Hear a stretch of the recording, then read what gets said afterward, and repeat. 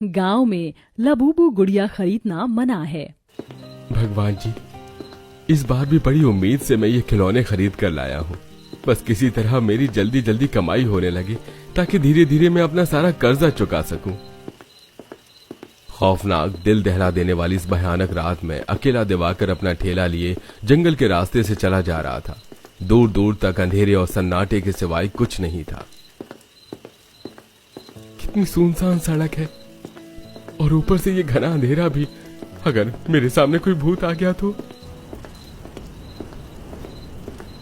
अरे ये हवा कैसे इतनी तेज हो गई?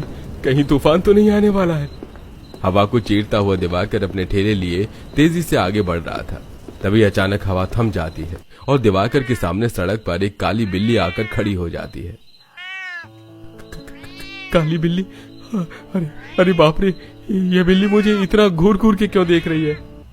नीली आंखों वाली ये डरावनी बिल्ली दिवाकर को भयानक तरीके से देखे जा रही थी। जा यहां से बिल्ली। अरे तभी वो बिल्ली वहां से चली जाती है और दिवाकर धीरे धीरे ठेला लेकर आगे बढ़ता है। तभी सामने सड़क पर उसे एक सफेद बड़ी सी बोरी दिखाई देती है जिसमें कुछ सामान रखा हुआ था। अरे इतनी बड़ी बोरी, क्या होगा इसमें? दिवाकर डरते डरते उस बोरी की ओर बढ़ता है और उसके पास आकर जैसे ही बोरी को खोलकर देखता है तो अंदर का नजारा देखकर उसकी आंखें फटी की फटी रह जाती हैं। उस बोरी में कई सारी सुंदर सी लाबुबू बच्चों की खेलने की गुड़ियां रखी हुई थी। अरे इतनी सारी लाबुबू गुड़िया! अरे बाप रे, शहर में तो इस गुड़िया के हर जगह पोस्टर लगे हुए हैं कि लाबुबू गुड़िया खरीदना मना है, इसे तो मौत की गुड़िया कहते हैं। कहीं ये गुड़िया मुझे भी ना मार दे। भाग दिवाकर। दिवाकर अपने ठेले के पास आता है। वैसे शहर के मार्केट में इस एक लाबुबू गुड़िया की कीमत 2000 रुपए है और ये तो कितनी सारी गुड़िया हैं। अगर ये सब मुझे मिल जाए तो मेरी तो अच्छी खासी आमदनी हो जाएगी। एक काम करता हूँ, इन गुड़िया को अपने साथ घर लेकर जाता हूँ। वैसे भी भूत प्रेत कुछ नहीं होते।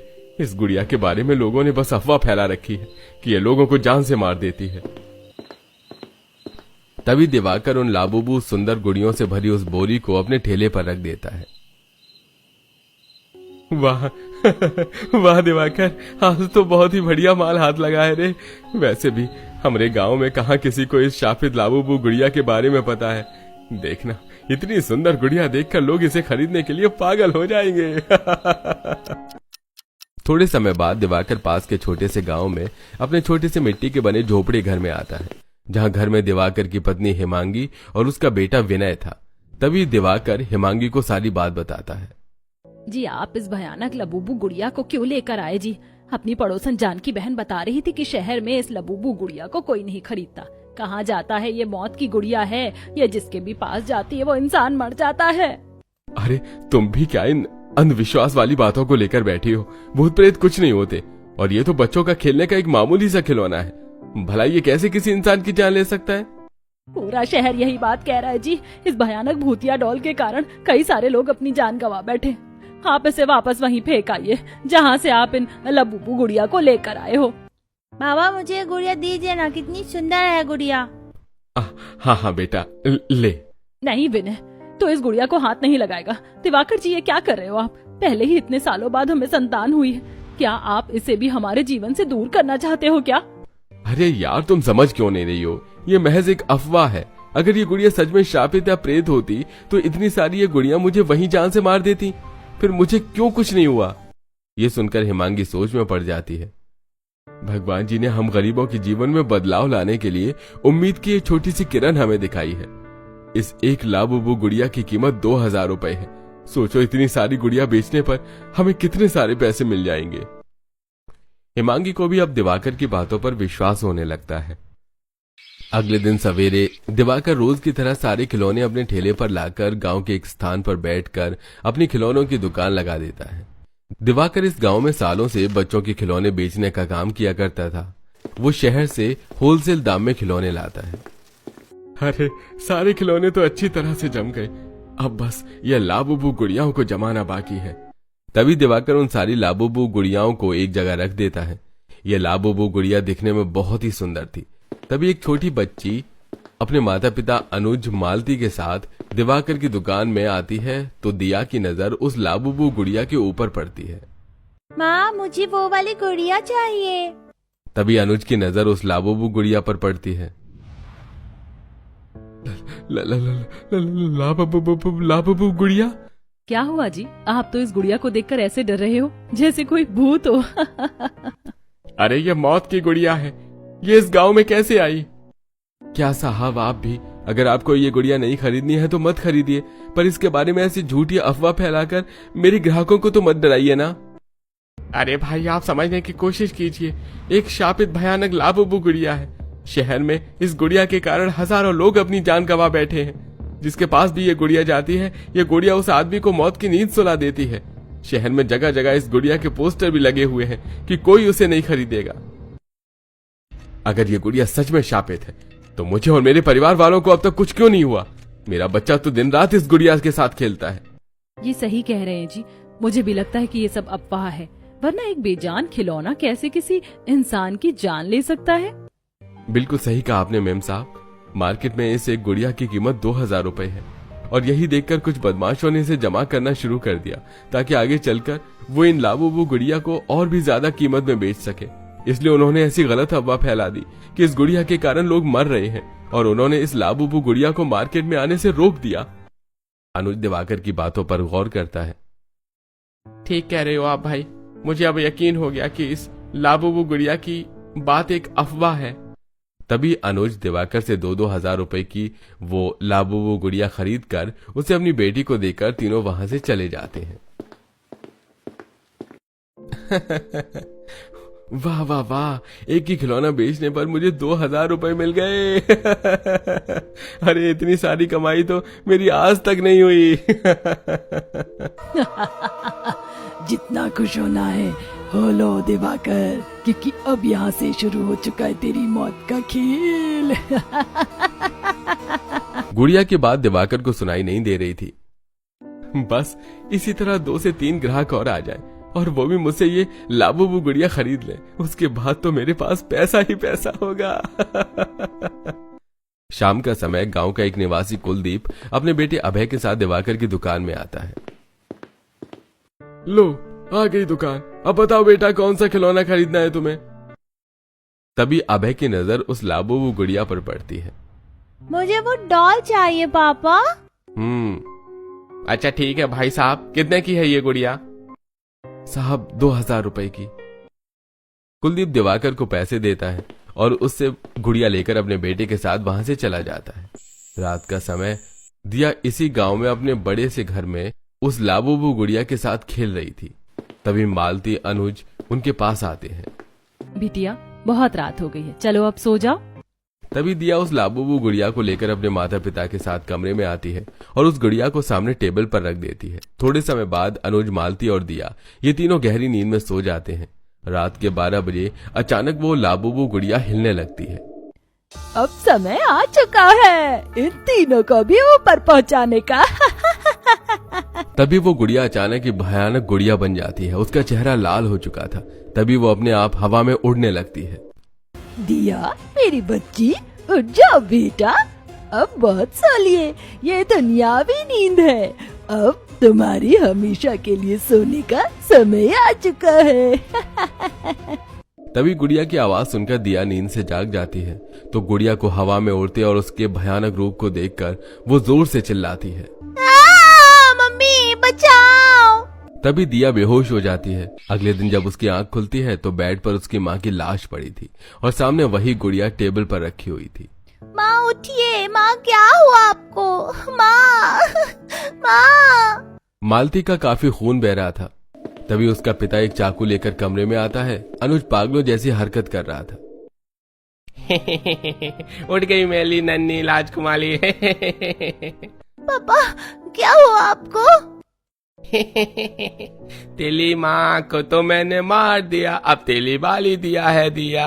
अनुज जैसे ही अपनी बेटी पर चाकू से वार करता है तभी दिया घर से बाहर भाग कर आ जाती है। बचाओ, कोई बचाओ मुझे। वहाँ गांव के कई सारे निवासी थे। तभी वो दिया को पकड़ लेते हैं। वहां गांव का मुखिया, सरपंच और दिवाकर भी था। क्या हुआ बच्ची, तू इतना घबरा क्यों रही है? पापा ने मम्मी को मार दिया। क्या? तभी अनुज हाथ में चाकू लिए वहां आता है। उसके कपड़े पूरे फट चुके थे और उसके कपड़ों पर खून भी लगा हुआ था। दिया तेली माँ को तो मैंने मार दिया, मैं तुझे मारूंगा। अनुज का ये रूप देखकर सब दंग रह जाते हैं। तभी सब अनुज को पकड़ लेते हैं। अरे छोड़ना मत इस पागल को। अपने पिता का ये रूप देखकर दिया बेहोश हो जाती है। तभी सरपंच और सब वहां डॉक्टर को बुलाते हैं तो डॉक्टर अनुज का चेकअप करता है। अरे अनुज तो पागल हो गया। क्या? पर अचानक कैसे पागल हो गया? डॉक्टर साहब ये बता रहा था कि इसने अपनी पत्नी को मार दिया और ये अब अपनी बेटी को मारने आया है। मैं पागल हूँ, मैं पागल हूँ। ए नाई के बच्चे, अगर तूने मेरे बालों को हाथ लगाया ना तो मैं तुझे जान से मार दूंगा। अरे मैं डॉक्टर हूँ, नाई नहीं। ये सब क्या है डॉक्टर साहब? अनुज ऐसे पागलों जैसी हरकत क्यों कर रहा है? अनुज पूरी तरह से अपनी सोचने समझने की सहूलियत को खो बैठा है। यह पागल हो चुका है। अब यह आम इंसानों के लिए खतरा बन चुका है, इसलिए इसे तुरंत किसी पागल खाने में भेजना होगा। तभी डॉक्टर एक गाड़ी बुलाकर अनुज को पागल खाने भेज देता है। थोड़े समय बाद दिया सबके सामने बेहोश पड़ी थी। कितनी डर गई है बेचारी बच्ची। तभी वहां कुलदीप का बेटा अभय दौड़ते हुए आता है। उसके पीछे कुलदीप चाकू लेकर दौड़ता हुआ आ रहा था। बचाओ मुझे। आज तो मैं तुझे जान से मार दूंगा भाई। तभी सब कुलदीप को भी पकड़ लेते हैं। यह भी अनुज की तरह पागल हो चुका था और यह भी अपने परिवार वालों को मारकर अपने बेटे की जान लेना चाहता था। तभी सब कुलदीप को भी पागल खाने भेज देते हैं। ये क्या हो रहा है हमारे गांव में? क्यों लोग अपने ही परिवार की जान के दुश्मन बन गए? गांव में पहली बार ऐसी घटना घटी है। आज शाम को गांव के सभी निवासी पंचायत में आएंगे, वहीं हम इस बात की तहकीकात करेंगे।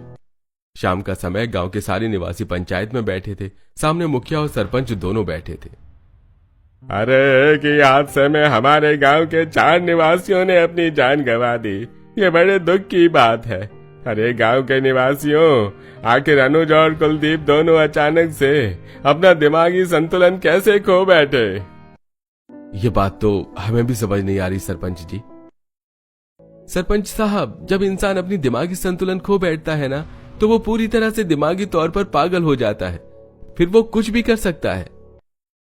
ठीक है, हम सब ये बात मान लेते हैं कि ये एक महज घटना है।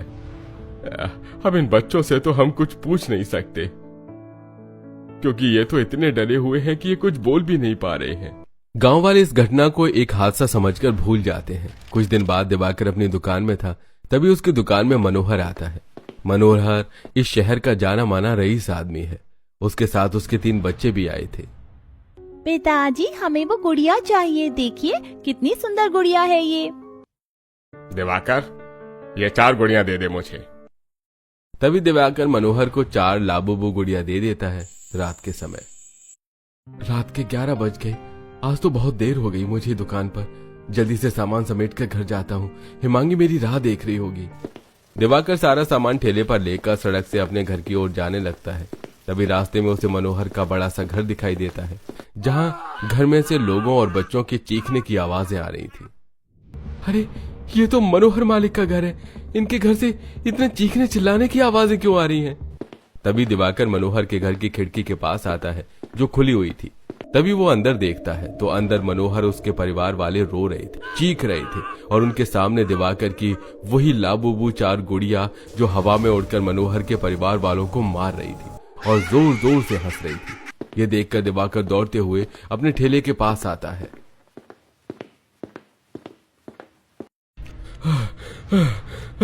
ये क्या हो रहा है? अरे मेरी वो गुड़िया इतनी भयानक भूतिया कैसे बन गई? और वो हवा में उड़कर बातें कैसे कर रही थी? ये मंजर देखने के बाद दिवाकर बहुत घबरा जाता है। इसका मतलब मेरी ये लाबूबू गुड़िया सच में शापित गुड़िया है और यही लोगों को पागल बनाकर उन्हें अपने परिवार वालों को ही मारने पर मजबूर कर रही है। नहीं नहीं नहीं नहीं, अब मैं इन सारी गुड़ियाओं को जला दूंगा। पहले मैं सरपंच साहब और सारे गांव वालों को ये बात बताता हूँ। तभी वहां एक लाबूबू गुड़िया हवा में उड़ते हुए आती है। उसका चेहरा बहुत ही डरावना और खून से भरा हुआ था। कहाँ जा रहा है दिवाकर? गांव के निवासियों को मेरी सच्चाई बताने जा रहा है क्या? कौन हो तुम? मैं इंसानियत का अंत हूँ। अगर तूने मेरी सच्चाई किसी को बताई तो मैं तेरी पत्नी और बेटे दोनों को मौत की नींद सुला दूंगी। नहीं नहीं, ऐसा मत करना गुड़िया, मेरे परिवार को कुछ मत करना। अपने परिवार को जिंदा देखना चाहता है ना, तो ये बात किसी को मत बताना। और मेरी ये भूतिया गुड़ियाओं को अपनी दुकान में रोज गांव वालों को बेच, समझा? हाँ, मैं बेचूंगा इन्हें गांव वालों को। और एक बात सुन ले, अगर तूने यहाँ से भागने की कोशिश की तो तू दुनिया में किसी भी कोने में क्यों ना चला जाए, मैं वहाँ भी आकर तुझे और तेरे परिवार वालों को खत्म कर दूंगी। वो गुड़िया वहां से गायब हो जाती है। तभी दिवाकर घर आता है और घर के एक कोने में खामोश बैठ जाता है। नहीं नहीं, ये बात मैं किसी को नहीं बताऊंगा। मैं अपनी पत्नी और बच्चे को मरने नहीं दूंगा। अगले दिन दिवाकर अपनी दुकान में आता है तो वहां उसे पता चलता है कि मनोहर भी अचानक से पागल हो गया और उसने भी अपने पूरे परिवार वालों को जान से मार दिया। अब ये सिलसिला हर दिन चलता रहा। गांव के जो भी निवासी दिवाकर से वो लाबूबू गुड़िया खरीद कर ले जाते थे, तो घर जाते वो शापित भयानक गुड़िया उस परिवार के लोगों को अपना शिकार बना लेती थी। अब तक कई सारे गांव के निवासी अपनी जान गंवा बैठे थे। एक शाम दिवाकर शहर आता है तो उसे शहर में उसी लाबूबू गुड़िया का पोस्टर दिखाई देता है। अब मैं अपने गांव के निवासियों को और मरने नहीं दूंगा। उस गुड़िया का पर्दाफाश करने का समय आ चुका है। तभी दिवाकर उस लाबूबू गुड़िया की कई सारे पोस्टर बनाकर अपने घर लेकर आता है। उस पोस्टर पर क्रॉस का निशान और खतरे के चिन्ह का निशान था और नीचे लिखा हुआ था, गांव में लाबूबू गुड़िया खरीदना मना है। विनय बेटा, ये सारे पोस्टर गांव के हर गली दीवार मोहल्ले हर जगह जाकर लगा दे बेटा। बाबा, अगर हम ये पोस्टर गांव में लगा देंगे तो कोई हमसे वो गुड़िया खरीदेगा ही नहीं। बेटा, मैं बाद में तुम्हें सारी बात बताऊंगा। अभी जाकर ये पोस्टर गांव में लगवाओ, जाओ।